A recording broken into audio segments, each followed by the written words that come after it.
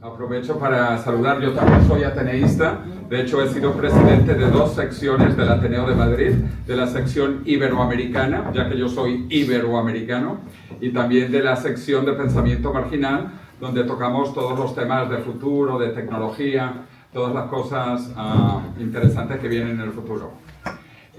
Voy a hacer aquí una presentación larga pero rápida e interesante. Vamos a ver cómo se pone aquí la pantalla completa, que no veo. Fit to screen. Debe de ser esto. Eso como que no es.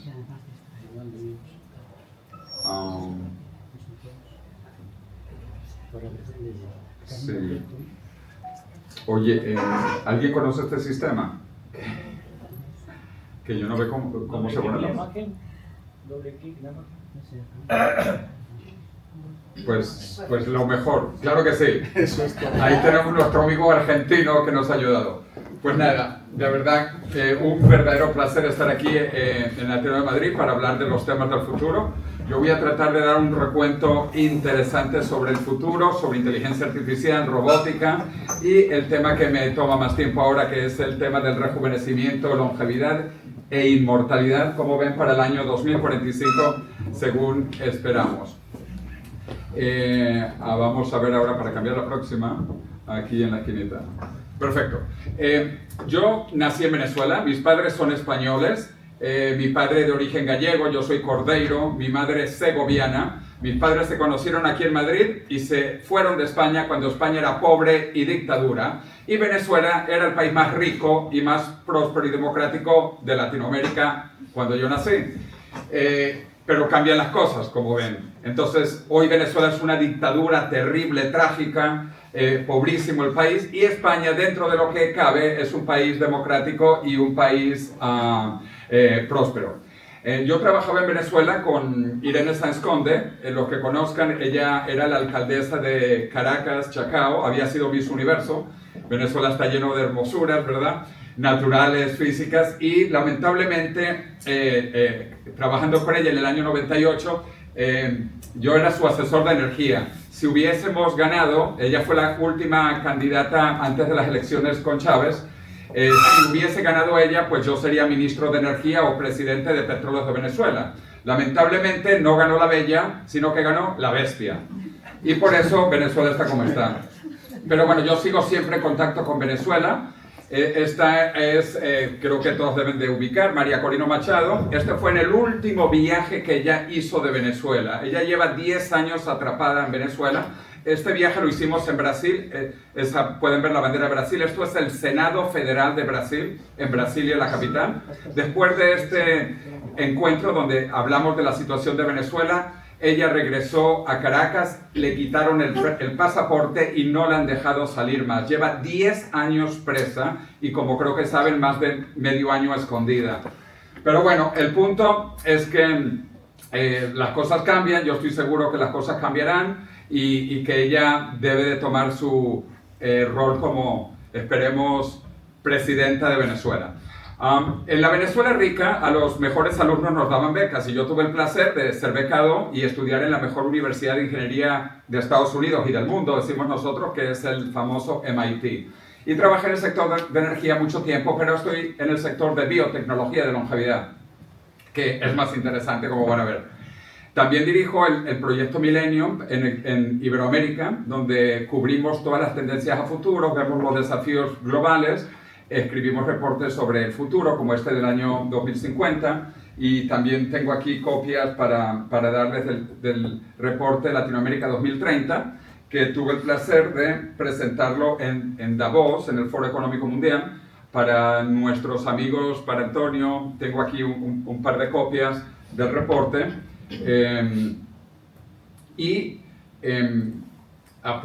Lo presenté también con el premio Nobel, que lamentablemente acaba de fallar, Mario Vargas Llosa, sobre todos estos temas de futuro. Y estuve en la televisión un par de veces con Donald Trump, hablando de Latinoamérica. Hace 15 años se creó una universidad nueva en California, en Silicon Valley, llamada la Universidad de la Singularidad. Yo he estado muy ligado al sector educativo también y fui de los profesores fundadores de esta universidad con otros dos colegas del MIT, Peter Diamandis y Ray Kurzweil. Los tres del MIT y otro grupo del MIT creamos esta universidad en California, donde hablamos de la singularidad y del año 2045, como nosotros estimamos que vamos a ser, como lo pueden leer ahí, inmortales. 2045, el año que el hombre se vuelve inmortal y la mujer también. Así que, tranquilo que esto es para todos. Estas ideas las desarrolló, pues como repito, mi amigo Ray Kurzweil, y él habla como el cambio es exponencial, y también hay otra cosa que está cambiando, pero de otra manera. Por ejemplo, la población. La población del mundo se está estabilizando. Cuando yo era pequeño nos decían que el mundo iba a explotar, que había mucha gente, etc. Bueno, en realidad la población del mundo ya se está estabilizando y países como España en realidad llevan 15 años con la población nativa española disminuyendo. 15 años que la población de España disminuye y solo se ha mantenido con la inmigración. Y la mitad de los inmigrantes somos latinoamericanos, incluso en el caso mío, hijos de españoles emigrantes de antes. Pero la población del mundo se está estabilizando y comenzando a declinar aceleradamente en los países donde no hay inmigración, como es el caso de China y Japón. Japón va a desaparecer en 2 siglos, no habrá japoneses en 2 siglos.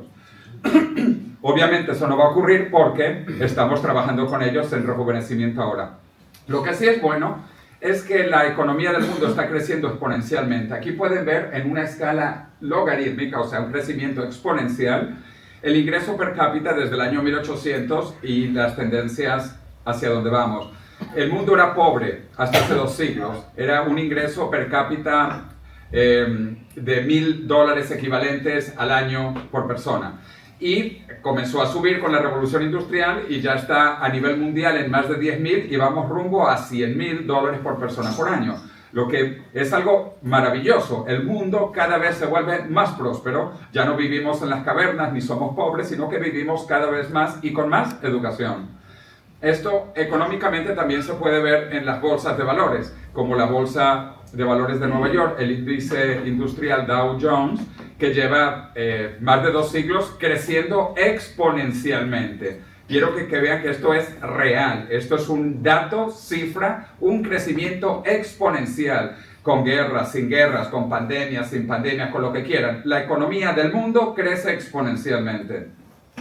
Y esto pues es maravilloso porque el desarrollo se está volviendo más rápido y más rápido. Hasta el siglo XVIII vivíamos, repito, en la penuria, la pobreza. Esa era la condición humana. $1.000 por persona por año. Eso era el mundo hasta el siglo XVIII.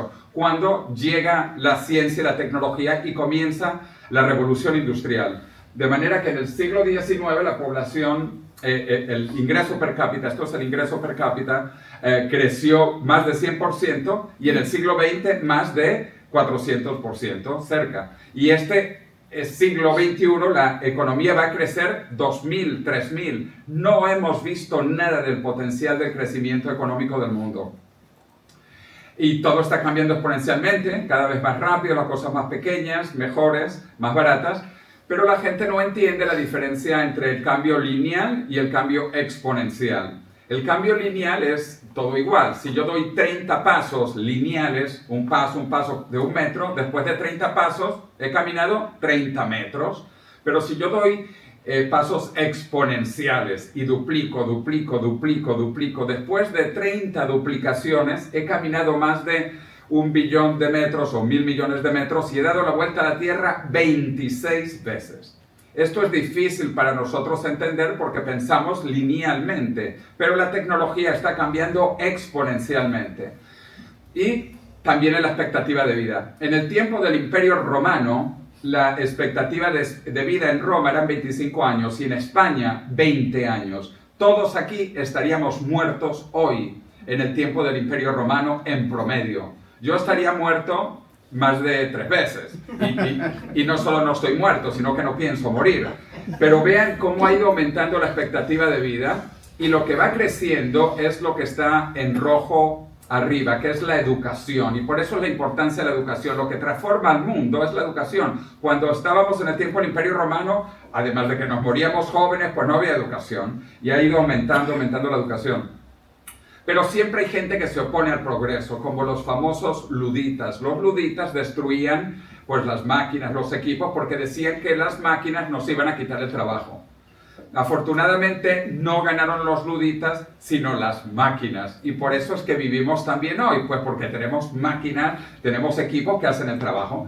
Pero siempre hay luditas, y hay luditas en muchas partes del mundo, como los Amish. Yo visité las comunidades Amish en el estado de Pensilvania, en los Estados Unidos, y ellos no quieren internet, no quieren coches de gasolina o eléctricos, no quieren teléfonos, no quieren teléfonos móviles, no quieren nada a partir del siglo XVIII, que me parece un poco ridículo porque ¿qué tiene de especial el siglo XVIII para que no quieran cosas del siglo XIX, del XX o del XXI? Pero bueno, son así, uno no les puede forzar. Pero algo más interesante, como yo crecí en Venezuela, hay una tribu que se llama Yanomami. Los Yanomami viven como vivían hace 5.000 años. Por lo menos son más consistentes que los Amish. Porque los Amish usan tecnología hasta el siglo XVIII y luego paran. Estos nunca han usado tecnología. De hecho, ni siquiera usan ropa, que también tiene sus beneficios. Pero bueno, siempre ha habido gente que se opone al desarrollo. Ahí tenemos los antirruedas. Probablemente hace 5.000 años habría grupos que estaban en contra de la rueda, que fue una de las grandes invenciones de la humanidad, y solo hace 5.000 años. No había ruedas antes de 5.000 años. Bueno, todas estas cosas tecnológicas las vemos en la Universidad de la Singularidad, donde yo estuve los primeros 5 años en California, y quiero mostrarles cómo cambia la tecnología. Cuando yo fui a estudiar a la universidad, yo utilicé esto. Estos son las tarjetas perforadas de IBM. Esto era un K. De hecho, son 10 por 100, aproximadamente había diferentes tipos, pero 10 por 100 da 1000, y 1000 es un K. Esto era un K de memoria, y esto lo usé yo. Esto era un K mecánico que luego no se podía borrar, no se podía desagujerear, y por eso se inventaron las primeras memorias electromagnéticas. Y esta es una de esas primeras memorias de hace 40 años, y era también de un K. Pero este 1K era mejor porque se podía borrar. Entonces tenemos un K mecánico que no se borra y un K electromagnético que sí se borra. Pero igual, hace 40 años un K y un K daba una caca. Una caca de memoria usamos 40 años atrás, la caca. Pero bueno, todo va cambiando exponencialmente en tecnología. Pasamos de una caca a luego, si se acuerdan de este era de 512 cacas. Luego pasamos a este de 1.4 mega. Y aquí yo tengo un pendrive de 1 terabyte. 1 terabyte. Desde que yo fui a la universidad, hemos pasado de la caca a terabytes. Y esto no se ha parado, esto sigue exponencialmente los avances tecnológicos, de la caca a los terabytes. En 20 años vamos a tener, no terabytes, vamos a tener terabytes millones de veces y conectados a nuestro cerebro, lo cual es bueno porque no se nos van a perder. Yo pierdo esto continuamente, pero en el futuro no lo vamos a perder. Todo esto ahora se está aplicando a la medicina y a la biología, que es lo importante. No solo cambian los ordenadores, las computadoras, ahora también estamos utilizando esto para la secuencia del genoma humano. El primer genoma humano se secuenció entre 1990 y el año 2003. Es decir, tomó 13 años secuenciar el primer genoma y costó más de $1 billón, $1.000 millones, 13 años. Hoy, en el año 2025, se puede secuenciar el genoma ya por cerca de $100 en 1 hora. Y esto no ha parado todavía. Esto no ha parado. Todos ustedes aquí se van a secuenciar el genoma en los próximos 5 años, porque va a costar menos de $10 y se van a secuenciar el genoma en 1 minuto. Y esto es fundamental para la medicina. Fundamental. De hecho, les voy a mostrar la secuencia parcial de mi genoma. Yo he secuenciado mi genoma completo y parcial. Les voy a mostrar solo la parcial para que no sepan todo. Pero en estas secuencias, por ejemplo, de esta compañía que se llama 23andMe, o sea, 23 y yo, porque tenemos 23 pares de cromosomas, van a ver los disease risk, los riesgos de enfermedades. ustedes van a saber cuál es la probabilidad de que tengan Alzheimer's, de que tengan cáncer de mama o de próstata, de que tengan Parkinson's, todo lo van a saber. ¿No les parece fascinante saber de qué se van a morir? Para que no se mueran de eso. Para que no se mueran de eso. Muy interesante. Porque la medicina del futuro no va a ser curativa. La medicina del futuro va a ser preventiva. Pero además de secuenciar su genoma para saber las enfermedades y sus características biológicas, van a saber de dónde vienen sus ancestros. Y esta es mi línea paterna. Al secuenciar el genoma uno puede ubicar de dónde viene, y si ven en el mapa, ahí está España. Vean que yo soy principalmente español del lado paterno, pero tengo un poquito de Asia, de Mongolia, y gente famosa relacionada con mi padre. Pueden ver abajo Genghis Khan. Así que nadie se meta conmigo. Esto es mi genoma del lado paterno. Ahora les voy a mostrar el genoma del lado materno. Y mi mamá pues también de España, tengo algo de Suiza, de Francia, y gente famosa relacionada con mi mamá, María Antonieta. Así que yo tengo un buen pedigrí entre Genghis Khan y María Antonieta. Todos ustedes van a saber su genealogía pues cuando secuencian su genoma. Y bueno, esto va a ser impresionante. De hecho, vamos a poder reconstruir nuestra historia biológica y verificar si nuestro padre es realmente nuestro padre. Pero más interesante que ver hacia atrás es ver hacia adelante. Y en la Universidad de la Singularidad nosotros secuenciamos el genoma de los estudiantes y también hacemos experimentos. Aquí hice yo un experimento con una de las alumnas compartiendo genes. Esto es un experimento teórico, ¿ok? Compartiendo genes para ver cómo serían nuestros descendientes. Y uno luego va a seleccionar esas características. Eso va a ser estándar en 10 años. Vamos a seleccionar las características genéticas que queramos para nuestra descendencia. Lo cual es fascinante. Vamos a eliminar enfermedades, vamos a tener las mejores cosas que podamos de nuestros genes. De manera que todos nosotros aquí estamos por error. Nosotros no fuimos diseñados. Nuestros descendientes van a ser diseñados. Y al final solo somos información. El genoma humano tiene 3 gigabytes de información, 3 gigas. Porque son 3.000 millones de bases de nucleótidos. Eso es el genoma, 3 gigas. Este pendrive dije que es de 1 terabyte. 1 terabyte son 1.000 gigabytes. 1.000 gigabytes. ¿Qué significa esto? En este pendrive puedo poner 1.000 gigabytes entre 333 humanos. Aquí puedo guardar el genoma de 333 personas y un pequeño perrito, para que vean hacia dónde avanza la tecnología. Muy, muy interesante. Primero aprendimos a leer genomas. Ahora estamos aprendiendo a escribir genomas. Escribir genomas, que es modificar genomas, crear nuevos genomas. En el año 2000 se creó el primer genoma artificial de un virus. Los virus son pequeños y tienen pocos genes y no están siempre vivos. En el año 2010 se creó el primer genoma de una bacteria. Y al paso que vamos, llegaremos a crear, modificar, cambiar totalmente el genoma humano en el año 2045, que repito, tiene 3.000 millones de datos de información biológica: adenina, tiamina, citosina, guanina. Yo soy futurista y los futuristas hablamos de 4 maneras de ver el futuro. La peor manera, que es ser pasivo como un avestruz. Terrible, sufrir el futuro. Es mejor ser reactivo, por lo menos como los bomberos que vienen cuando hay un fuego. Todavía mejor es ser preactivo cuando compramos seguros, por ejemplo. Pero lo mejor es ser proactivo, porque el futuro se puede crear. Nosotros podemos crear el futuro. Así que yo espero que aquí no haya avestruces pasivos, porque los avestruces no son españoles. Pero si hay avestruces, que sean avestruces tecnológicos y que utilicen la tecnología para levantar la cabeza y para ver las cosas que vienen. En Singularity University nosotros decíamos esta frase: Uber yourself before you get Kodak.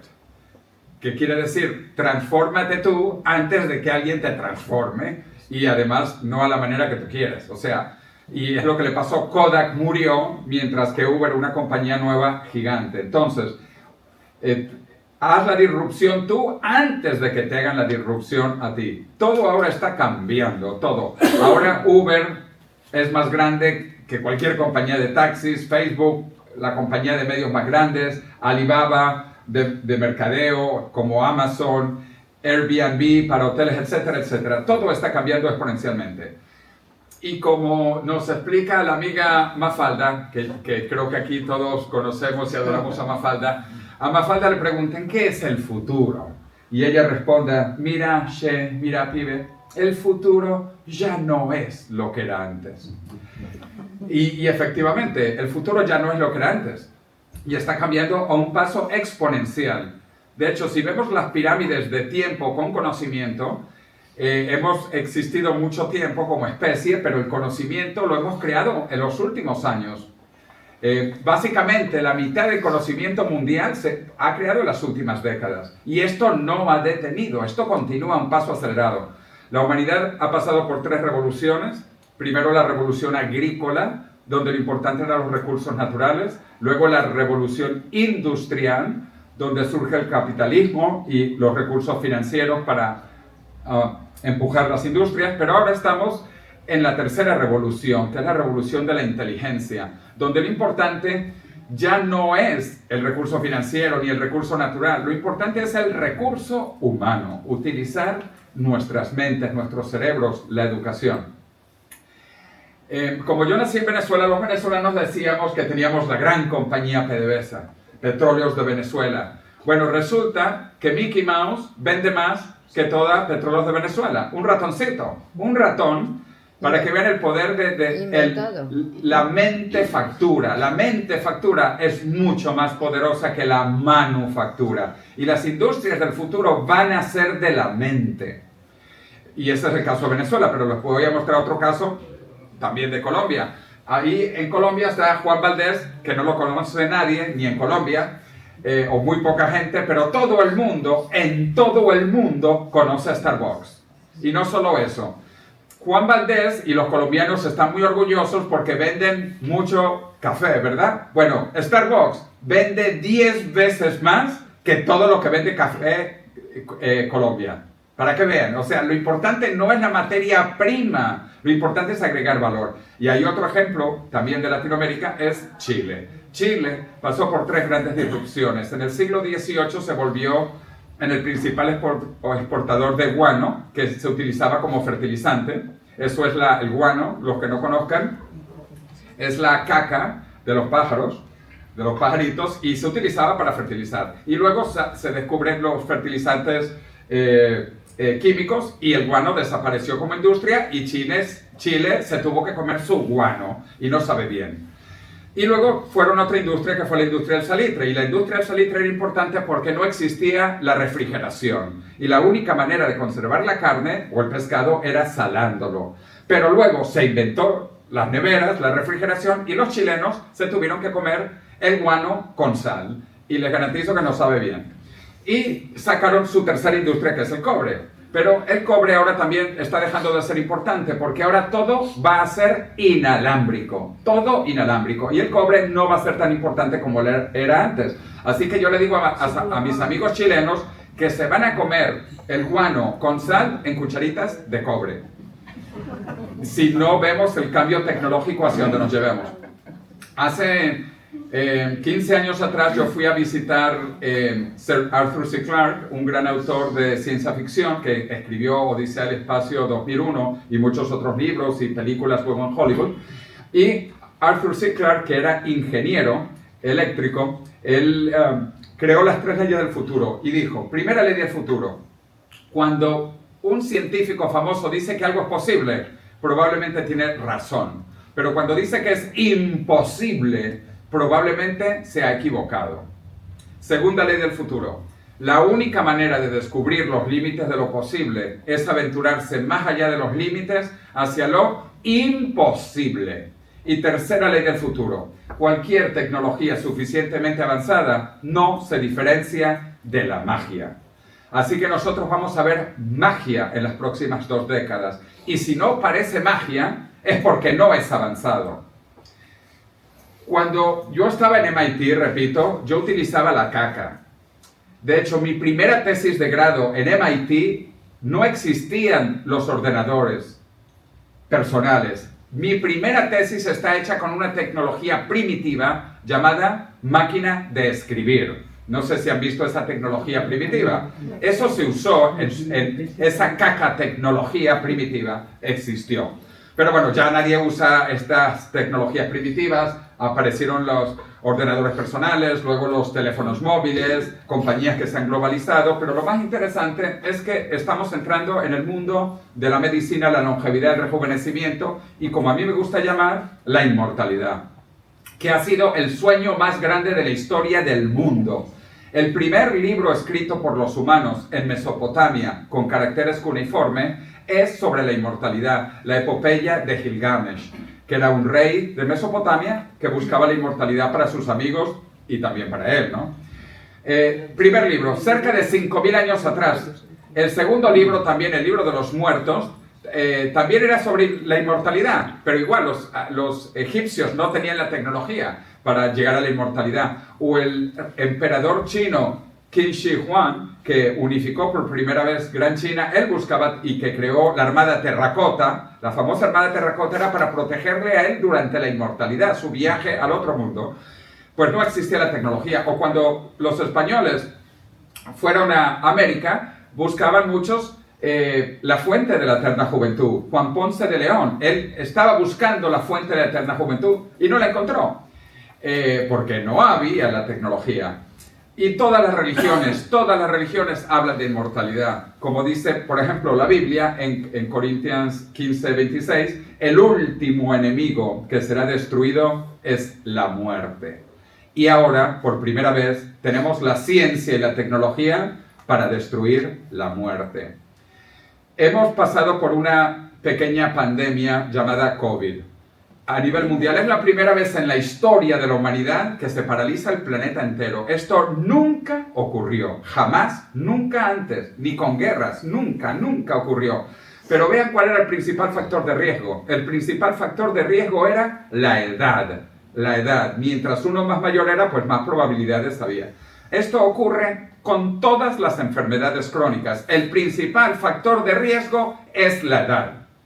No es fumar, no es tomar alcohol, no es comer porquería, que claro que son cosas malas, pero 1000 veces más malo es la edad. El problema es la edad. Y de hecho COVID es una caca pandemia. Cuando todo el mundo habla de la gran pandemia del COVID, es una caquita, es una pandemia miserable a nivel histórico. La pandemia más grande de la humanidad fue la peste bubónica, que mató 200 millones de personas en ese momento. 1 de cada 3 europeos murió de la peste bubónica. 1 de cada 3. No sé si se imaginan la magnitud. Eso sí que fue una mega pandemia. O el caso de smallpox o Spanish flu, que ni fue flu ni fue española, pero esta gripe española mató, se estima, 50 millones de personas en ese momento histórico. O el SIDA, HIV, SIDA. El SIDA se estima que en estos momentos ha matado ya a 40 millones de personas. Bueno, ¿y cuántos mató el COVID? Bueno, COVID se estima que mató entre 10 y 20 millones de personas, que es súper terrible, pero no es nada comparado con otras gran pandemias de la historia. Y sin embargo, nos hizo darnos cuenta que no hay nada más importante que la salud, y sobre todo la salud de las personas mayores. Como dije, el principal factor de riesgo de todas las enfermedades es la edad. La edad, para influenza, para cáncer, para problemas de corazón, cardiovasculares, para Alzheimer. Es la edad. La edad es el enemigo, no es... El enemigo no son los rusos, no son los chinos, no son los extraterrestres, no es el cambio climático, no es el terrorismo. El enemigo es el envejecimiento. El envejecimiento mata hasta hoy al 100% de la humanidad. Ha muerto por el envejecimiento. Pero ahora se está cambiando el enfoque médico, donde pasamos del cuidado de la enfermedad, de sick care, a cuidado de la salud. Y donde las enfermedades no están desligadas, sino que están todas unidas. y alrededor de su madre, de la madre de todas las enfermedades, que es el envejecimiento. Hoy se considera el envejecimiento la causa, la madre de todas las enfermedades crónicas. Y por eso hace 6 años un amigo mío, David Wood, que estudió en Cambridge, Inglaterra, yo estudié en Cambridge, Massachusetts, decidimos escribir un libro sobre el principal problema del mundo, que repito, no es el terrorismo, no es las guerras, no es el cambio climático. El principal problema del mundo es que todos estamos muriendo de envejecimiento y vamos a morir a menos que hagamos algo. Y estamos a las puertas de la inmortalidad, como demuestra la ciencia. Y por eso escribimos este libro, que inmediatamente se volvió el libro bestseller en toda Iberoamérica, doblemente bestseller tanto en papel como en Kindle, en formato electrónico. Y nosotros estamos donando todo el dinero a 2 fundaciones. Una fundación en California que se llama Sense Research Foundation, la principal fundación para el anti-envejecimiento en Estados Unidos, y una fundación en España que se llama Apadrina la Ciencia, para que los jóvenes estudien ciencia, para que no se metan a abogados, no se metan a políticos, sino que estudien ciencia, porque lo que cambia a la humanidad es la ciencia. El libro es un mega bestseller ya en 15 idiomas, en todos los idiomas más importantes del mundo, como pueden ver. Bueno, ahí... además tengo corbatas múltiples, no sé si han visto mi corbata, pero véanla, la corbata va con el libro y la cara va con la cara también, ¿no? Tengo también corbatas en inglés, en chino, es un mega bestseller mundial, así que la verdad me llena mucho de orgullo el libro, y va a salir en más idiomas más, va a salir en 10 idiomas más el año que viene. En China es un mega bestseller porque, como expliqué, China y Japón están en vías de extinción. La población de China comenzó a disminuir el año pasado y cada año China pierde una España entera. Una España desaparece de China al año. Para que vean la tragedia china. China, que era el país más poblado, va a pasar a ser el tercer más poblado. India también comienza a disminuir la población de India en los próximos 20 años. Y sube Nigeria, y China cae en tercer lugar. Esto es el acabose de China, y Japón también. Japón y Corea son países en vías de extinción. Pero repito, esto lo vamos a parar porque por eso mi libro es un mega bestseller en China, en Japón y en Corea también. Y en varios otros países. De hecho, tengo el gran placer, honor y privilegio que el presidente de Argentina, Javier Milei, me invitó a su inauguración. Estábamos 4 españoles en la inauguración de Javier Milei. Estaba el rey de España, estaba el amigo de él de Vox, Santiago Abascal, estaba la expresidenta de la Comunidad de Madrid, Esperanza Aguirre, y su servidor. Me invitó al día siguiente a la Casa Rosada, el Palacio Presidencial. Esta es su oficina, que se llama el Salón Rivadavia, en Buenos Aires, y ha dicho públicamente el presidente de Argentina que es su libro de cabecera. El presidente de Argentina, pero no solo él, también el presidente Nayib Bukele en El Salvador y otros presidentes y otras personas, para que vean el impacto de estas ideas. Y esto en realidad tampoco es mío, esto ya está inventado. El amigo mío Ray Kurzweil ha hablado de esto desde hace mucho tiempo y ratifica en su libro La singularidad está cerca sobre todas estas ideas de cuándo vamos a llegar a la inmortalidad. Nosotros hablamos de la convergencia tecnológica de 4 tecnologías. Nanotecnología, que estudia los átomos; biotecnología, que estudia las células; infotecnología, que estudia los bits; y cognotecnología, que estudia las neuronas. Las 2 tecnologías de arriba son el hardware de la vida, el hardware, y las 2 tecnologías de abajo son el software de la vida. Y todo está convergiendo y vamos a llegar a la inmortalidad no una, sino 2 veces. Vamos a hacer inmortalmente nuestro hardware y también nuestro software. Es decir, a nivel del hardware, para el año 2045 nuestros cuerpos van a ser rejuvenecidos y van a vivir indefinidamente jóvenes. Pero a nivel de nuestro software también vamos a poder subir nuestras mentes a Internet u otros estratos. Vamos a tener inmortalidad del hardware y del software, a más tardar, repito, en el año 2045.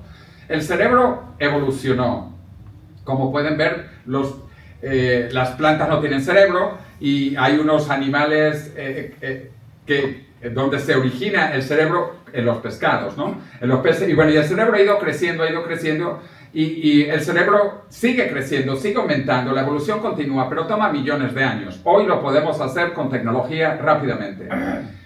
Ahora se habla de 3 partes del cerebro: el cerebro reptílico primitivo de los insectos, el cerebro, perdón, de los reptiles, el cerebro límbico de los paleomamíferos, de los primeros mamíferos, y el neocórtex de los nuevos mamíferos, principalmente pues los simios, y nosotros somos parte del grupo.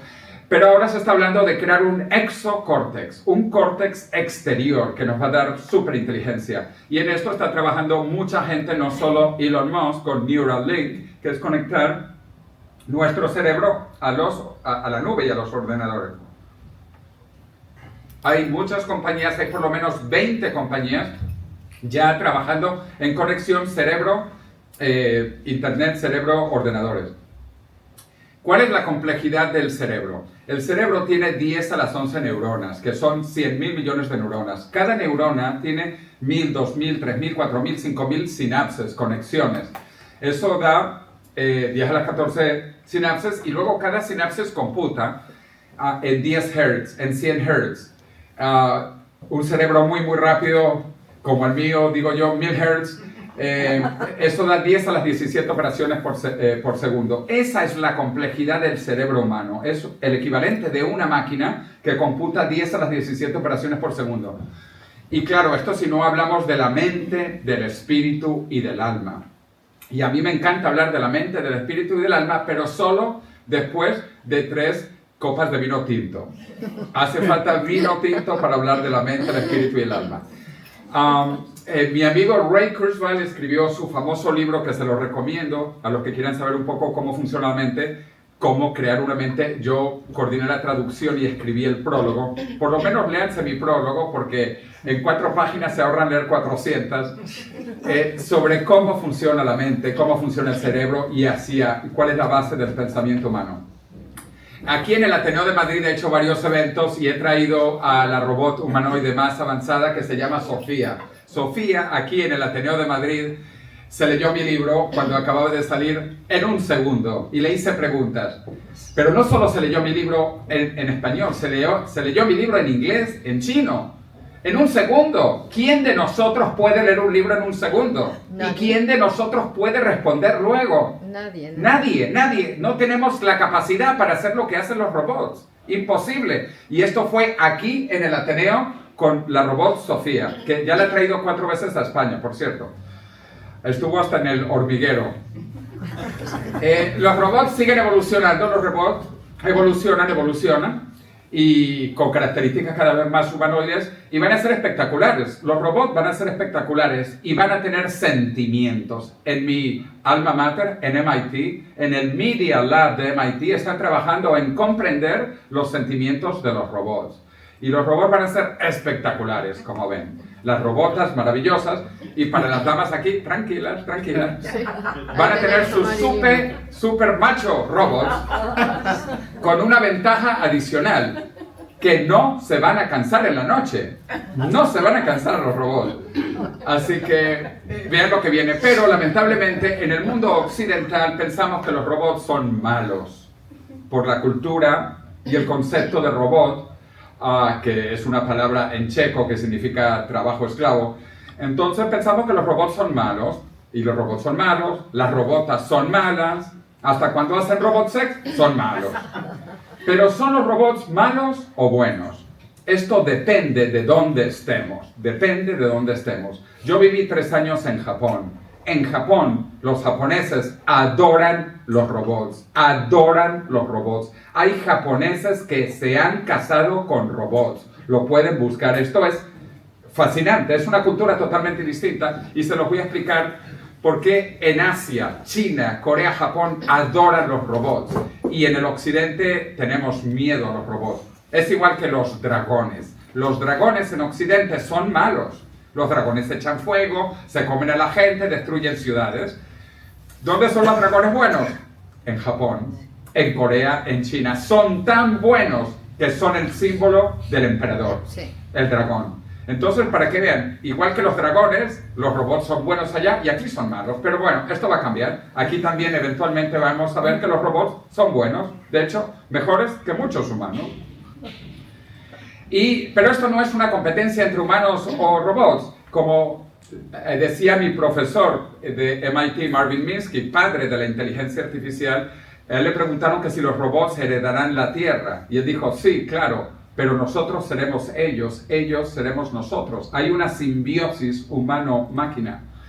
Y así vamos al punto final, que es el del envejecimiento. Hoy consideramos cada vez más y más que el envejecimiento es una enfermedad, pero es una enfermedad curable. En los últimos 20 años hemos logrado multiplicar por 2 la expectativa de vida de ratones. Ratones que viven 2 años, 2 años y medio, ya tenemos ratones que viven 5 años. Mosquitos de la fruta, Drosophila melanogaster, que viven unas semanas, generalmente 8 semanas, ya las tenemos que viven 4 veces ese tiempo. Y con unos gusanitos que se llaman C. elegans, le hemos multiplicado la vida por 10. Por 10. Estos son gusanitos que viven el equivalente de 1000 años humanos. 1000 años humanos. Y esto se ha hecho en las últimas 2 décadas. ¿Qué creen ustedes que se va a hacer en las próximas 2 décadas?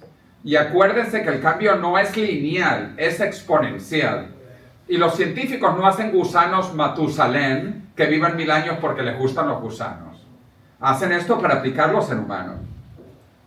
Hoy encima se sabe que la biología descubrió la inmortalidad hace mucho tiempo.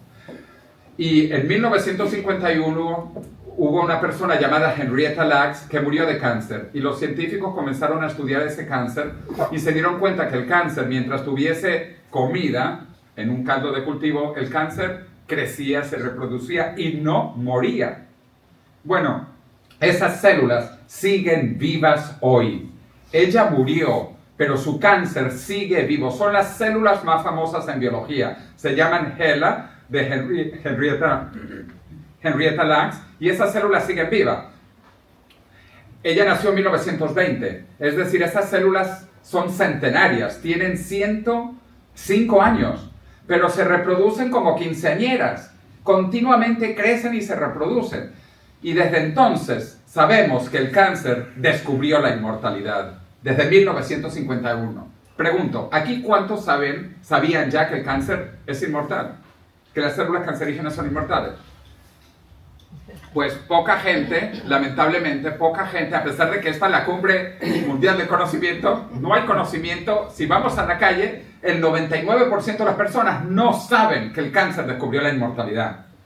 Pero no solo el cáncer, las mejores células del cuerpo, que son las células germinales, también son inmortales, desde el punto de vista que no envejecen. Esto no significa que no mueran, porque si uno mata el cáncer se muere, aunque no envejezca. Lo mismo con las células germinales. Las células germinales en nuestros cuerpos, y todos tenemos células germinales, no envejecen, pero mueren cuando el cuerpo muere.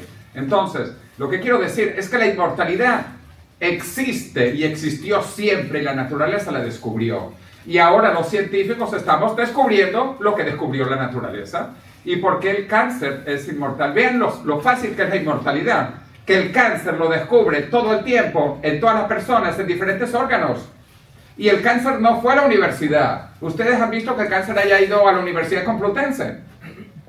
O que el cáncer lee. El cáncer ni siquiera sabe leer. Y descubrió la inmortalidad. Y no se gastó una terapia de 1.000 millones de euros. No se gastó ni un euro. La inmortalidad va a ser gratis. Porque el cáncer lo descubrió. Es la prueba de que es gratis, es que lo ha hecho el cáncer. Además hay animales que son inmortales. Hay pequeñas medusas, hidras, que son biológicamente inmortales, que no mueren de envejecimiento. No existe el envejecimiento molecular en estos animales. Entonces, de nuevo, para el que todavía no cree que la inmortalidad es posible, bueno, es tan posible que ya existe y que la creó la naturaleza. Y lo más interesante, las primeras formas de vida en la Tierra, que son bacterias con cromosomas circulares, también son biológicamente inmortales. La vida apareció para vivir, no para morir. Y durante 3.000 millones de años, las bacterias con cromosomas circulares han sido biológicamente inmortales.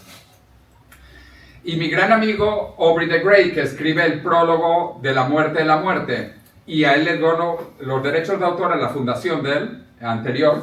A él, MIT le llamó charlatán. Mi universidad, en el año 2005, en la revista más importante en ingeniería, que se llama Technology Review del MIT, dijo que era un charlatán, que era un loco, que esto era imposible.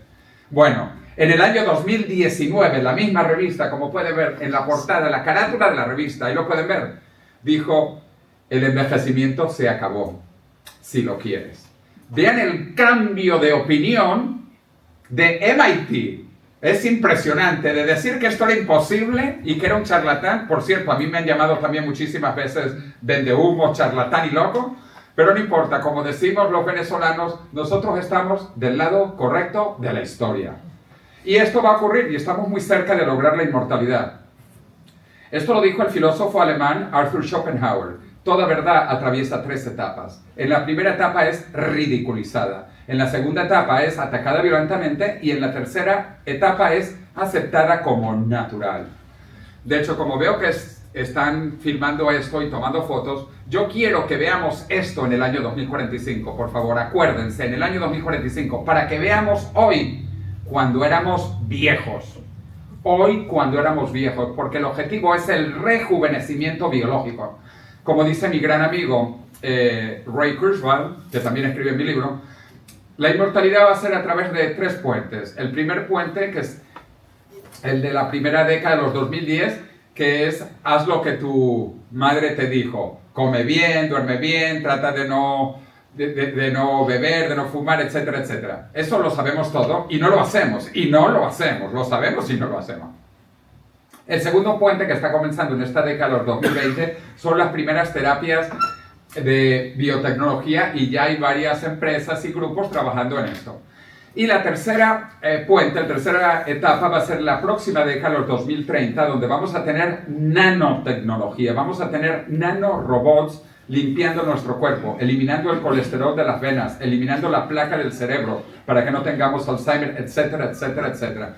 Y con la inteligencia artificial, a más tardar, en el año 2045 llegaremos a la inmortalidad a través del rejuvenecimiento biológico. Y subrayo, rejuvenecimiento biológico. Hoy esto ya lo saben todas las compañías de Silicon Valley y por eso están invirtiendo en esto como Google. Google ha dicho que va a resolver la muerte, porque la muerte es un problema técnico y va a tener una solución técnica. Pero no solo Google. También Mark Zuckerberg y su esposa Priscilla Chan, que es médica y estudió biología en Harvard, donde se conocieron. Ellos se conocieron en Harvard y ella es médica.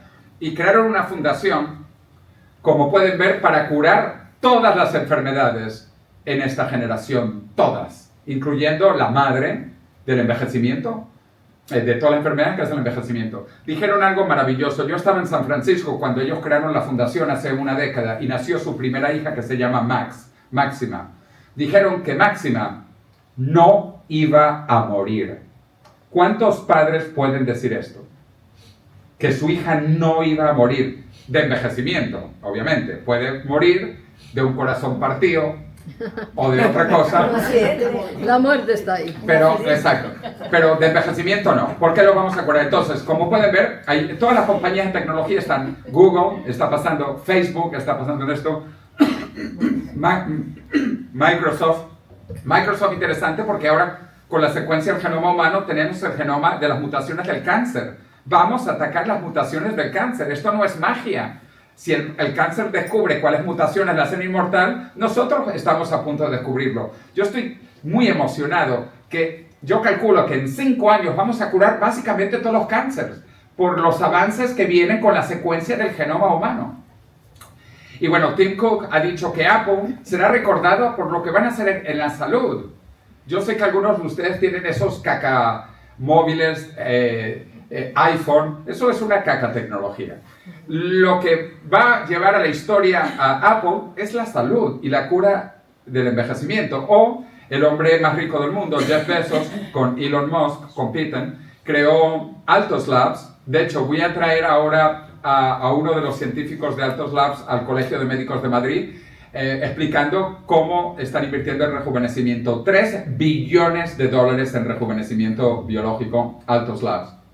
Esta va a ser la industria más grande del mundo en las próximas 2 décadas. Yo no sé qué hacen ustedes, ni me importa.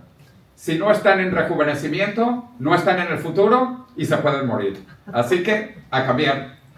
Esto comenzó hace pocos años en millones de dólares, ya está en el orden de billones ahora y va a llegar a trillones de dólares. Esto va a ser la industria más grande del mundo en los próximos 20 años.